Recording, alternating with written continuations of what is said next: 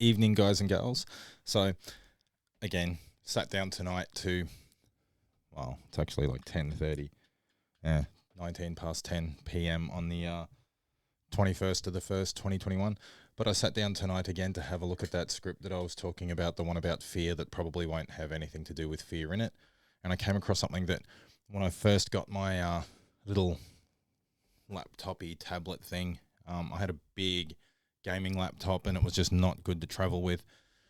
So I ended up getting this little Samsung thing that was more of a Windows-based tablet than a laptop, but it had a keyboard and that keyboard still works. So I've bought like 10 different keyboards for my iPad and they all just stuff up really quickly. So this thing had a really good keyboard, which was amazing.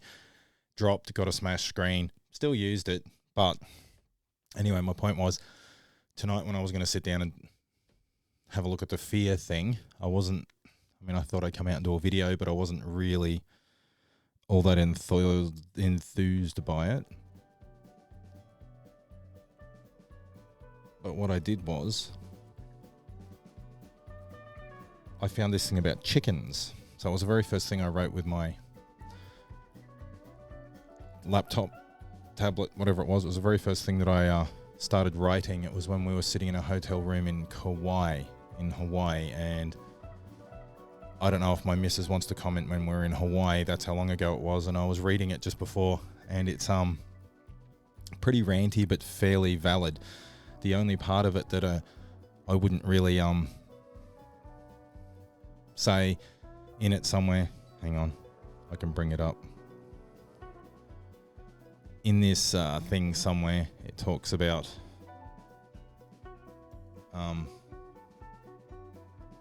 not being a conspiracy theorist, but I don't necessarily think that's true anymore.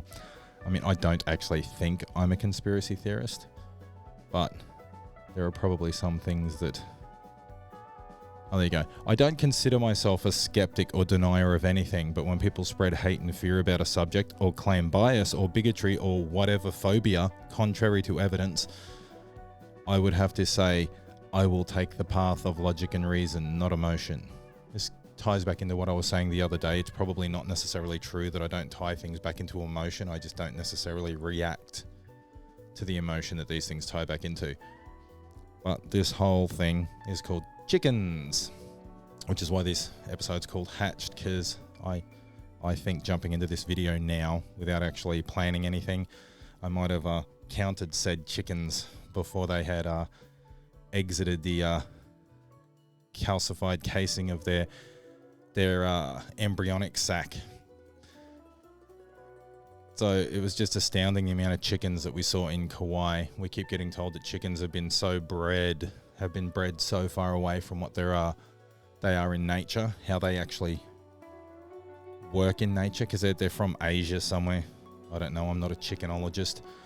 That they've all been bred in captivity, so they can't live in the wild. But everywhere I go, there's chickens. In Tassie, there were chickens living on the side of the road, and I would have thought it would have been way too cold. There was like a rooster and a bunch of hens, and then a year later when I went back, there was a rooster and a bunch of hens and a bunch of other hens. So either someone drove along and threw a bunch more hens out, or these animals that are incapable of living in the wild because it's been bred out of them because they're for meat or for making eggs, seem to have been something other than meat and eggs. Well, I mean, there was obviously eggs involved, otherwise there couldn't have been chickens, and this isn't a debate about what came first, the chicken or the egg, but you know what I mean. So it was actually about climate change. It was about how things change, but how quickly they change and how drastically they change. That's what this whole thing's about, and I'll sit down and unscramble it because it's a bit of a muddled mess. I mean, the last sentence is okay.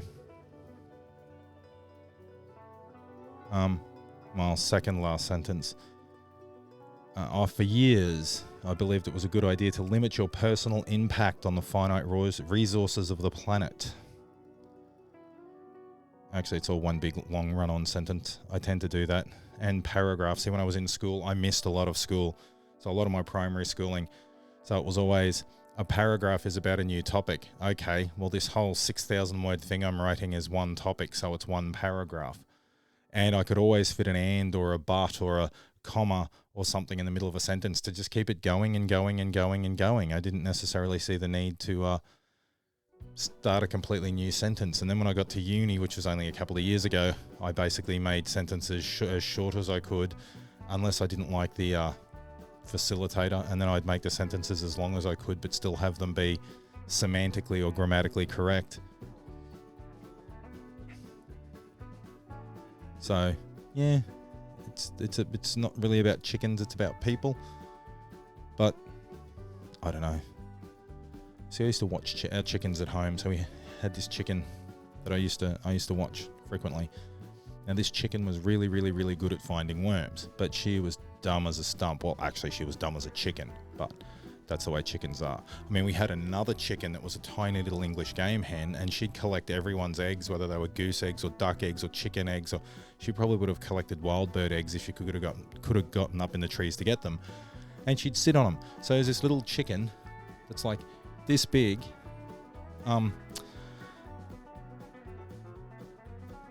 This little chicken's like this big, and it's sitting on a pile of eggs that's twice its size.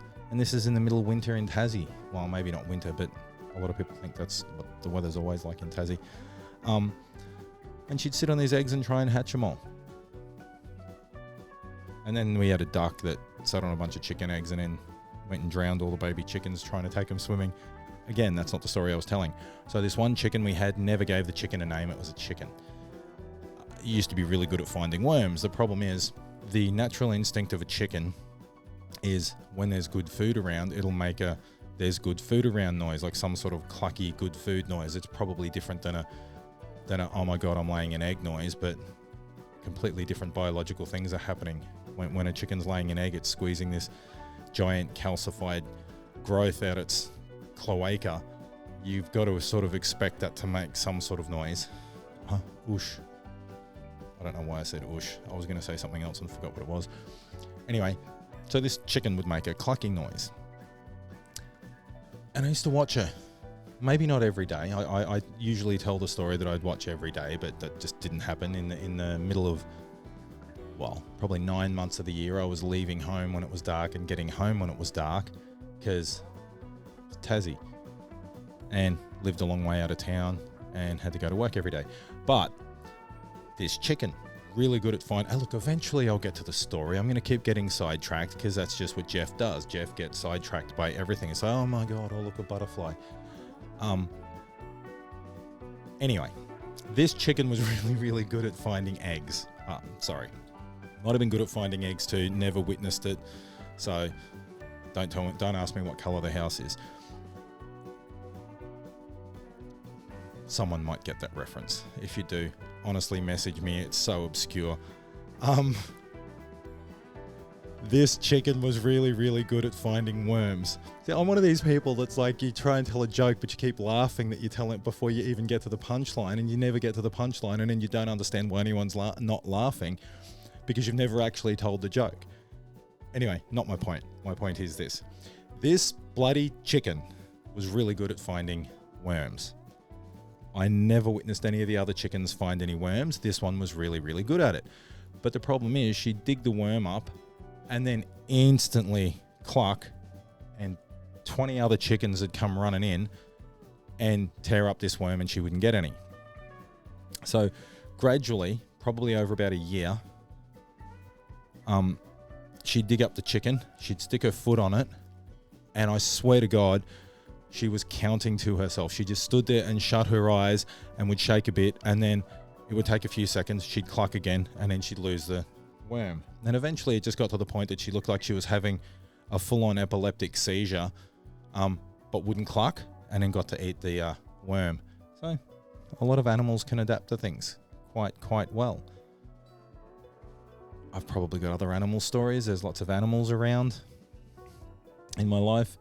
I did see a platypus walking across a road once, and that was in Tassie, and that was really, really quite weird because I had no idea what it was, and I wasn't moving all that fast as far as I can tell. Platypi or platypuses. What's the plural of platypus? Is it platypus? Who the hell knows?